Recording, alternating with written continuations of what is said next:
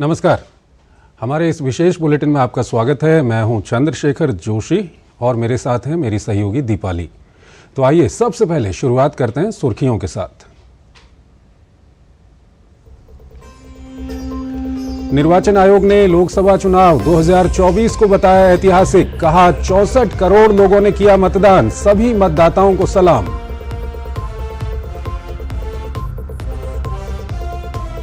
बढ़ते तापमान के बीच दिल्ली में गहराता जा रहा है जल संकट। दिल्ली सरकार की याचिका पर सुप्रीम कोर्ट में सुनवाई।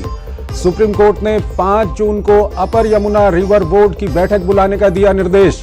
6 जून को सुप्रीम कोर्ट को बैठक के नतीजे की देनी होगी जानकारी।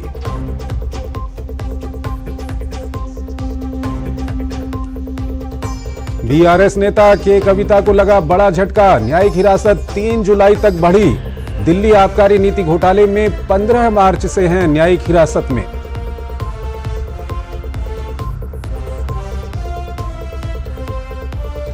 देश के कई राज्यों में गर्मी का सितम जारी। मौसम विभाग ने अगले 3 दिनों में हिमाचल प्रदेश, राजस्थान, मध्य प्रदेश और छत्तीसगढ़ के कुछ हिस्सों में भीषण गर्मी का जताया अनुमान।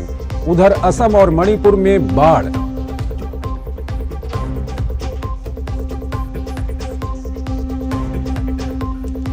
और आईसीसी टी20 विश्व कप में नामीबिया ने ओमान को सुपर ओवर में दी शिकस्त। वहीं आज के दूसरे मुकाबले में दक्षिण अफ्रीका के सामने होगी श्रीलंका की मजबूत चुनौती।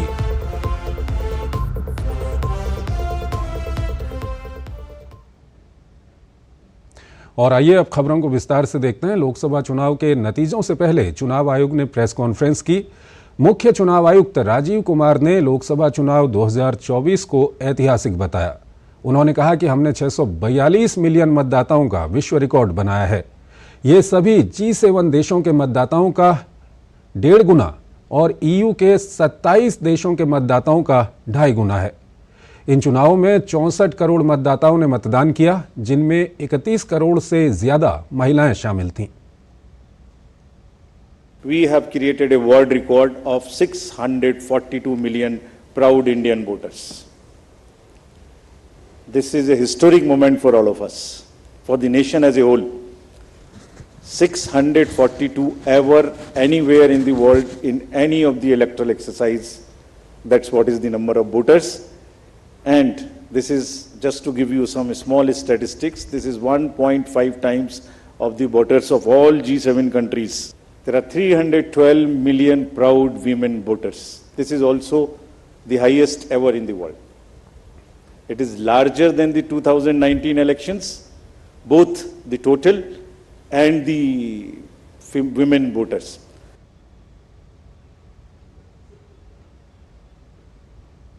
मुख्य चुनाव आयुक्त ने बताया कि इस बार घर घर जाकर बुजुर्गों का वोट लिया गया। 85 साल से अधिक उम्र के लोगों ने रिकॉर्ड मतदान किया। उन्होंने बताया कि कई बुजुर्ग लोगों ने बूथ पर जाकर भी मतदान किया। 85 plus and PWD voters, we again salute them. We again salute them. It has also not happened ever. उनके घर घर जाके हमने वोट लिया और आपके भी घर में कहीं ना कहीं आसपास में किसी ना किसी बुजुर्ग ने वोट दिया होगा, जिसकी वजह से वो भी हमारे इसमें पार्टिसिपेट कर पाए। होम वोटिंग में जिन लोगों ने हमारे साथ वोट दिया, ये हमारे लोकतंत्र के गणनायक हैं। आज़ादी से पहले का भारत इन्होंने देखा है और पिछले 70 सालों में इन्होंने देश की एक एक चीज में, तरक्की में और कार्य में भाग लिया है। इनको भी हम दिल से नमन करते हैं कि इतने दिल से इन्होंने हमारे इलेक्शंस में भाग लिया। और हमारा तजुर्बा ये कहता है कि जब हमने सबके घर में पर्ची बांटी कि आपको 12D भरना है, लेकिन मेजॉरिटी ने हमसे ये कहा कि हम बूथ पर आना चाहते हैं। मुख्य चुनाव आयुक्त ने जम्मू कश्मीर के ऐतिहासिक आंकड़े भी साझा किए। उन्होंने कहा कि इस बार कश्मीर ने सारे रिकॉर्ड तोड़ दिए। पिछले 4 दशक में सबसे ज्यादा मतदान हुआ। आप सब पिक्चर्स देख चुके हैं। 58.58% overall turnout and in valley 51.5। हमने जो आंखों में चमक है, जो भविष्य को लेके चमक है, जो डेमोक्रेसी में पार्टिसिपेशन को लेके चमक थी, जो क्राउड थी, जो भीड़ थी, उसमें हमने उसको देखा है। And what has not gone into it. जब हम चुनाव कराने के लिए गए थे मार्च 12-13 में, तो प्रश्न पूछे जा रहे थे हमसे, हर समय प्रश्नों का जवाब देना पड़ता है कि आप साथ साथ क्यों नहीं करा रहे हैं, वो कब कराएंगे। उस समय जवाब दिया था हमने कि कराएंगे, सही समय पे कराएंगे, जरूर कराएंगे और अब कराएंगे।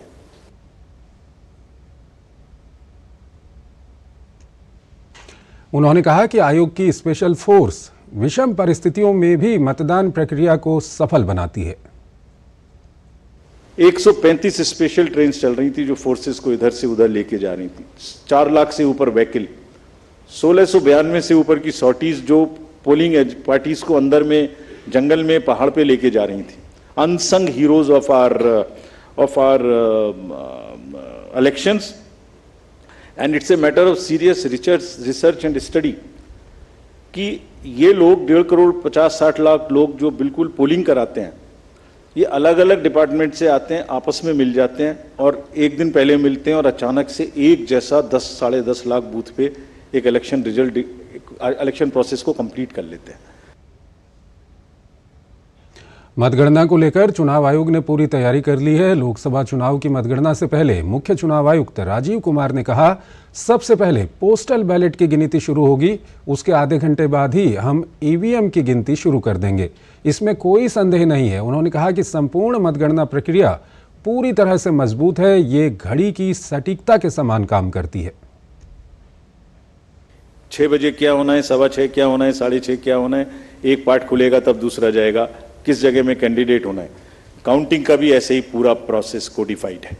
जस्ट एक पिक्चर देखिए थोड़ी सी, 10.5 लाख बूथ, उस पर एक हॉल में 14 टेबल के पीछे में पोलिंग पर्सनल, टेबल के सामने में हर कैंडिडेट के पोलिंग एजेंट्स। 8,000 से ऊपर कैंडिडेट्स हैं। 10.5 लाख बूथ पे 3 भी अगर पोलिंग एजेंट्स हम एक काउंटिंग सेंटर में मान लें, उसके हिसाब से हर टेबल पे तो करीब 30 से 35 लाख लोग बाहर हैं। उसी हिसाब से 17C कम से कम 30 से 35-40 लाख उनके हाथ में है, जिसको वो मिलाएंगे। कम से कम 70-80 लाख लोगों के बीच में ये काम हो रहा है। कहीं से कहीं तक कोई गलती इस प्रोसेस में हो ही नहीं सकती।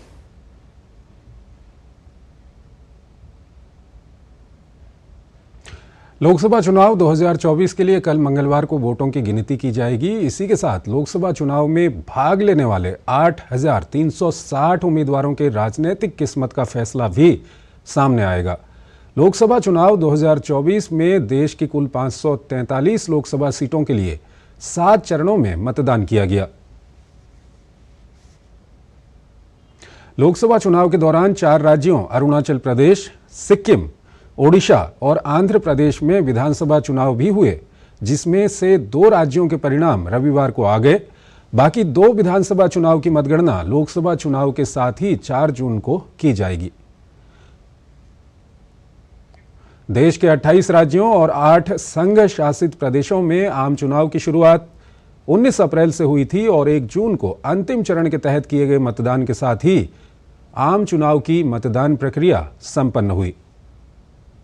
इस बार चुनाव आयोग ने होम वोटिंग समेत कई नई पहलों की भी शुरुआत की, ताकि दुनिया के सबसे बड़े चुनावी मैराथन में अधिक से अधिक मतदाता बढ़ चढ़कर भाग लें। चुनाव आयोग पूरे जोर शोर से मतगणना की तैयारियों में जुट गया है। पर्यवेक्षकों और मतगणना दलों को परिपत्र बांटे जा चुके हैं।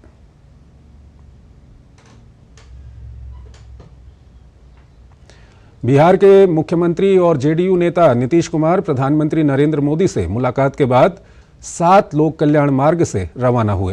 प्रधानमंत्री नरेंद्र मोदी के साथ उनकी किस विषय पर बातचीत हुई, इस बारे में मीडिया को बिना कुछ बताए वहां से निकल गए।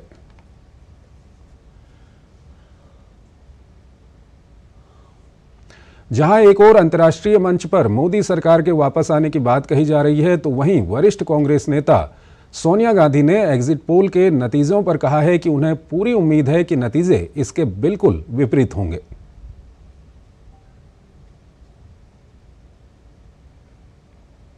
सपा प्रमुख अखिलेश यादव ने एग्जिट पोल के बाद पहली बार प्रेस वार्ता की। उन्होंने कहा कि एग्जिट पोल बस माहौल बनाने का एक तरीका है। भाजपा विपक्ष को डरा रही है, उनकी यही राजनीति का तरीका है। जो लोग उनके समय समय पे बूथ मैनेजमेंट का काम कर रहे हैं, वही एग्जिट पोल मैनेजमेंट के लिए आए हैं। वो माहौल बना रहे हैं, विपक्ष के लोगों को डराना चाहते हैं। ये राजनीति इनकी पहले से रही है और इसी तरह करते आए हैं, लेकिन इस बार जनता भी तैयार है और इस देश का नौजवान से लेकर के हर वर्ग के लोग तैयार हैं कि उन्हें अपने मतदान किए हुए की रक्षा करनी है। एक छोटा सा ब्रेक लेते हैं यहां पर। वोटर से जीते थे, इस बार 100 वोटर से। एक बार फिर चलते हैं, हमारे तमाम संवाददाता जगह। ब्रेकिंग न्यूज की रेस से हटकर हम लेकर आते हैं आपके लिए सार्थक, सकारात्मक और प्रेरणादायी खबरें। खबरें सिर्फ हादसे नहीं होते, खबरें अच्छी भी होती हैं जो देती है हौसला, बढ़ाती है आत्मविश्वास। मुश्किल वक्त में भी जब लोगों ने दिखाया कुछ कर गुजरने का जज्बा, हम लेकर आते हैं अपने इस खास कार्यक्रम में आम लोगों के जज्बे की कहानियाँ। देखिए मेरे साथ गुड न्यूज जज्बा इंडिया का।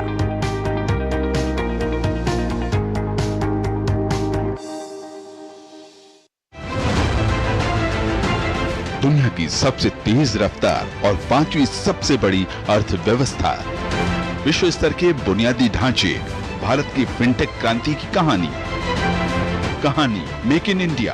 और स्वागत है आपका ब्रेक के बाद, और आइए अब खबरों को आगे बढ़ाते हैं। लोकसभा चुनाव 2024 की मतगणना को एक दिन बचा है। ऐसे में सभी पार्टियां अपनी अपनी जीत के दावे कर रही हैं। वहीं कांग्रेस नेता शशि थरूर ने एग्जिट पोल को लेकर दावा किया कि इंडिया गठबंधन 295 सीटें जीत रही है। इसके अलावा उन्होंने बीजेपी पर तंज कसते हुए कहा कि भाजपा केरल में अपनी सीटों का दावा कर रही है और अब जल्द असली परिणाम आ जाएंगे। After meeting with all the India Alliance members, has said that he is convinced we are getting about 295 for the alliance. I stick to that number. I mean, the fact is that the exit polls are based apparently on some sort of sampling, which I don't believe is terribly scientific. And certainly, if any exit poll can say that BJP will win up to 7 seats in Kerala, either they are suffering heat stroke, or they don't understand Kerala. Some of these exit polls are also laughable for other reasons. They will say that there are 5 seats in a particular state, but BJP is going to win 6. That kind of thing we have seen on these exit polls just 3 days before the real results.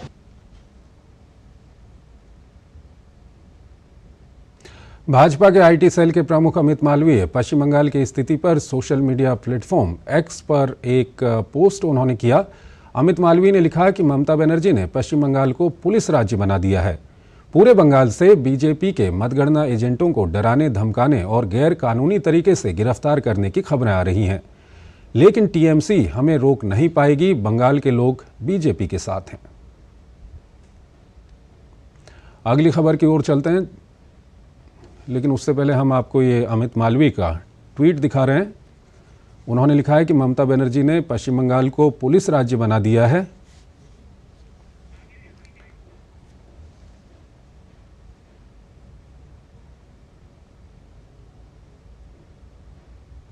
Germany के विदेश मंत्रालय ने लोकसभा चुनाव सफलतापूर्वक संपन्न करने के लिए भारत के प्रशासन और भारतीय जनता को बधाई दी है।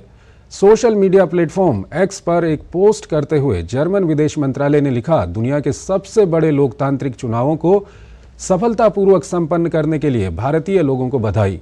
हम भारत की नई सरकार के साथ काम करने और भारत के साथ अपने सहयोग को अगले स्तर तक ले जाने के लिए उत्सुक हैं।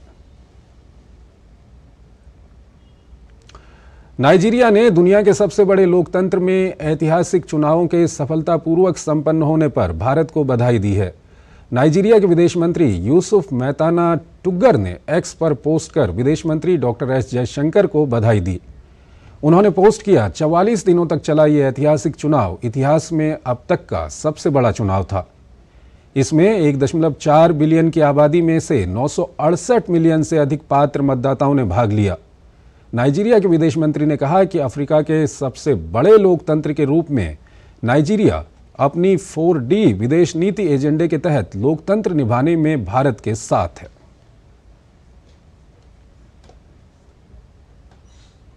कर्नाटक विधान परिषद की 17 सीटों पर 2 चरणों में मतदान होना है। पहले चरण की 6 सीटों के लिए मतदान जारी है। दूसरे चरण में 11 सीटों पर 13 जून को मतदान होगा। आपको बता दें कि पहले चरण के लिए कुल 78 उम्मीदवार मैदान में हैं।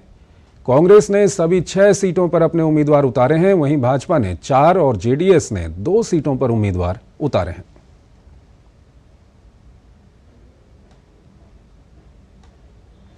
प्रधानमंत्री नरेंद्र मोदी ने देशवासियों को संबोधित करते हुए पत्र लिखा है। ये पत्र पीएम ने 1 जून को कन्याकुमारी में 45 घंटे की अपनी साधना के पश्चात दिल्ली वापस लौटते हुए हवाई जहाज में लिखा। प्रधानमंत्री ने पत्र के माध्यम से संदेश दिया कि कन्याकुमारी में साधना से नए संकल्प निकले हैं।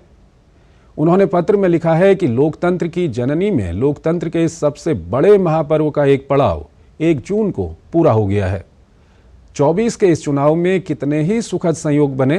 प्रधानमंत्री ने लिखा कि अमृतकाल के इस प्रथम लोकसभा चुनाव में मैंने प्रचार अभियान 1857 के प्रथम स्वतंत्रता संग्राम की प्रेरणा स्थली मेरठ से शुरू किया। मां भारती की परिक्रमा करते हुए इस चुनाव की मेरी आखिरी सभा पंजाब के होशियारपुर में हुई। प्रधानमंत्री ने अपने पत्र में कोरोना काल का भी जिक्र किया। उन्होंने लिखा कि जब गरीब और विकासशील देशों को लेकर आशंकाएं व्यक्त की जा रही थीं, लेकिन भारत के सफल प्रयासों से तमाम देशों को हौसला भी मिला और सहयोग भी मिला। पत्र में पीएम ने देश के गवर्नेंस मॉडल का भी जिक्र किया। पीएम ने लिखा, आज भारत का गवर्नेंस मॉडल दुनिया भर के कई देशों के लिए मिसाल बन गया है। सिर्फ 10 साल में 25 करोड़ लोगों को गरीबी से ऊपर उठाना अभूतपूर्व है। पीएम ने लिखा कि भारत का डिजिटल इंडिया अभियान आज पूरे विश्व के लिए एक उदाहरण है कि हम कैसे टेक्नोलॉजी का इस्तेमाल गरीबों को सशक्त करने में, पारदर्शिता लाने में, उनके अधिकार दिलाने में कर सकते हैं। भारत में सस्ता डेटा आज सूचना और सेवाओं तक गरीब की पहुंच सुनिश्चित करके सामाजिक समानता का माध्यम बन रहा है। प्रधानमंत्री ने पत्र में G20 का भी जिक्र किया। पीएम ने लिखा कि G20 की सफलता के बाद से विश्व भारत की भूमिका को और अधिक मुखर होकर स्वीकार कर रहा है। आज भारत को ग्लोबल साउथ की एक सशक्त और महत्वपूर्ण आवाज के रूप में स्वीकार किया जा रहा है। साथ ही उन्होंने लिखा कि भारत को विकसित भारत बनाने के लिए हमें श्रेष्ठता को मूल भाव बनाना होगा। हमें स्पीड, स्केल, स्कोप और स्टैंडर्ड्स चारों दिशाओं में तेजी से काम करना होगा। प्रधानमंत्री ने लोगों को प्रेरित करते हुए लिखा कि हम अगले 25 वर्ष केवल और केवल राष्ट्र के लिए समर्पित करें। मैं देश की ऊर्जा को देखकर ये कह सकता हूं कि लक्ष्य अब दूर नहीं है। आइए तेज कदमों से चलें, मिलकर चलें, भारत को विकसित बनाएं।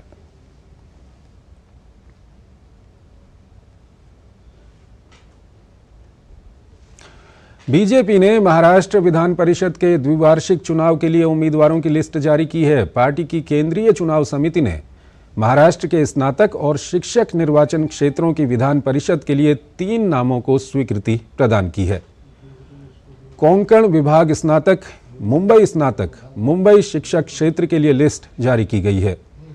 निरंजन डावखरे को कोंकण विभाग स्नातक क्षेत्र का उम्मीदवार बनाया गया है। किरण रविंद्र शेलार को मुंबई स्नातक और शिवनाथ हीरामन दराडे को मुंबई शिक्षक क्षेत्र का उम्मीदवार बनाया गया है।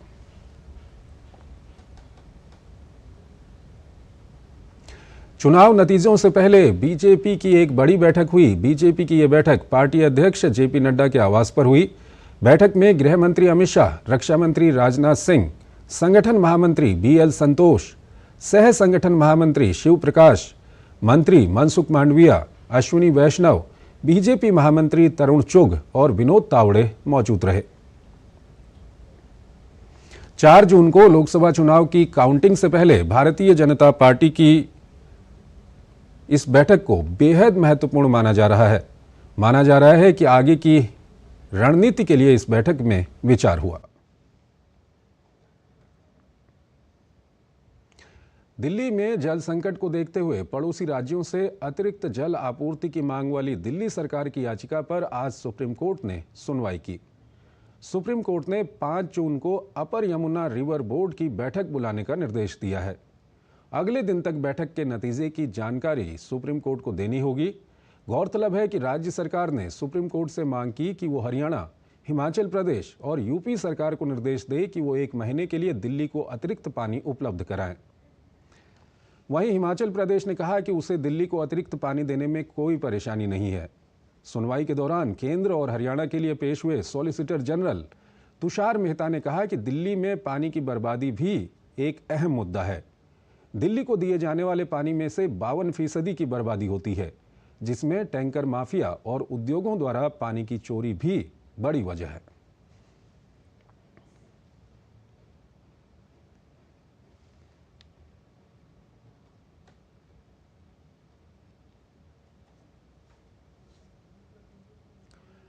दिल्ली शराब नीति घोटाला मामले में बीआरएस नेता के कविता व अन्य आरोपियों की आज राउज एवेन्यू कोर्ट में पेशी हुई।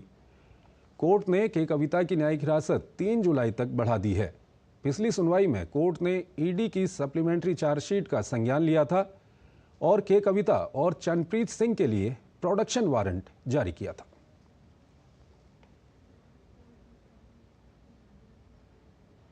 पश्चिम बंगाल के संदेशखाली में एक बार फिर से हिंसा हुई, जिसमें स्थानीय लोगों और पुलिस के बीच झड़प देखने को मिली। लोकसभा चुनाव के 7वें चरण के तहत 1 जून को वोटिंग के दौरान हुई हिंसा में पुलिस ने एक्शन लेते हुए एक स्थानीय व्यक्ति को हिरासत में लिया।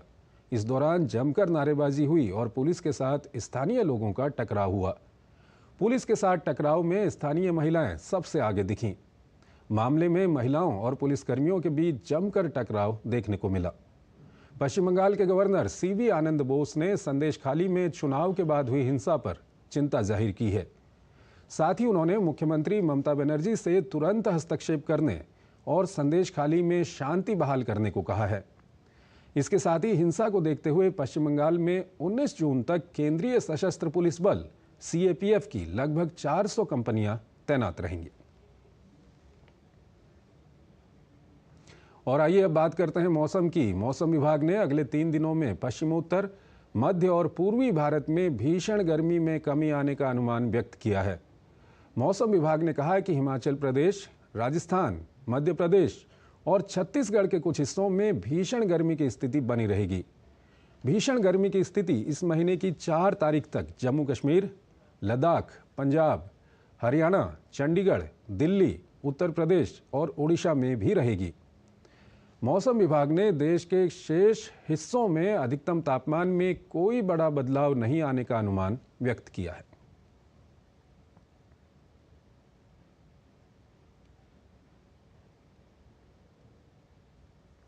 देश भर में लू से 31 मई तक 56 लोगों की मौत हो गई है। स्वास्थ्य महानिदेशक डॉक्टर अतुल गोयल ने कहा कि लू से बचने के लिए राज्यों और लोगों को एडवाइजरी जारी की गई है। उन्होंने लोगों से अपील की है कि धूप में ना निकलें, बच्चों को बाहर ना निकलने दें, साथ ही साथ तरल पदार्थ लेते रहें। स्वास्थ्य महानिदेशक ने कहा कि इस मौसम में चाय और कॉफ़ी पीने से बचें। स्वास्थ्य मंत्रालय की तरफ से एडवाइजरी इशू हुई थी, सभी स्टेट्स के साथ शेयर हुई थी कि क्या क्या प्रिकॉशंस लेने हैं। प्लस पेशेंट लोगों के लिए भी एडवाइजरी इशू हुई थी कि बहुत तेज़ गर्मी में बाहर ना निकलें। जो भी अपनी एक्टिविटीज़ हैं वो पीक दोपहर से पहले या उसके बाद करें।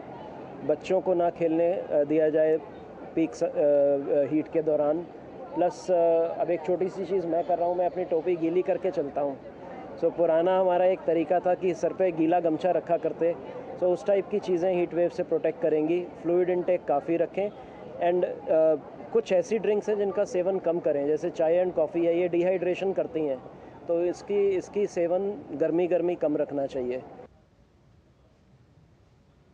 आग लगने के बढ़ते मामलों को देखते हुए स्वास्थ्य मंत्रालय ने राज्यों के साथ बैठक की है। राज्यों को आग से बचाव के लिए जरूरी कदम उठाने के लिए जरूरी दिशा निर्देश दिए गए हैं। फायर सेफ्टी नॉर्म्स को लेके मैंने और मैडम चांगसान ने एक मीटिंग करी थी, जिसमें करीब 16 स्टेट्स और 380 मेडिकल इंस्टीट्यूट्स थे कंट्री के। ये पिछले मंगलवार को करी थी। उसके बाद उनके साथ एक परफॉर्मा शेयर किया गया है कि वो अपने यहाँ के सारे हेल्थ फैसिलिटीज़ से भरवा के हमें भेजें। लेकिन जो भी राज्य आए थे उनमें उन्होंने कहा अपने यहाँ उन्होंने ये एक्टिविटी काफ़ी हद तक कर ली है। नामीबिया ने ओमान को सुपर ओवर में हराकर T20 विश्व कप में अपने अभियान की शुरुआत जीत के साथ की। दोनों टीमों के बीच मुकाबला 20 ओवर के बाद टाई रहा था, जिसके बाद नतीजे का निर्णय सुपर ओवर के जरिए हुआ। इससे पहले ओमान ने पहले बल्लेबाजी करते हुए 19 ओवर 4 गेंदों में 109 रन बनाए थे। जवाब में नामीबिया की टीम ने 20 ओवर में 6 विकेट खोकर 109 रन बनाए और मैच को सुपर ओवर में पहुंचा दिया।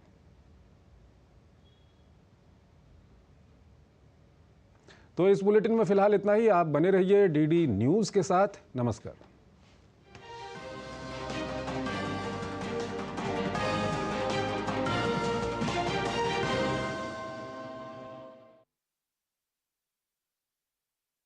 खेल जगत की अपडेट से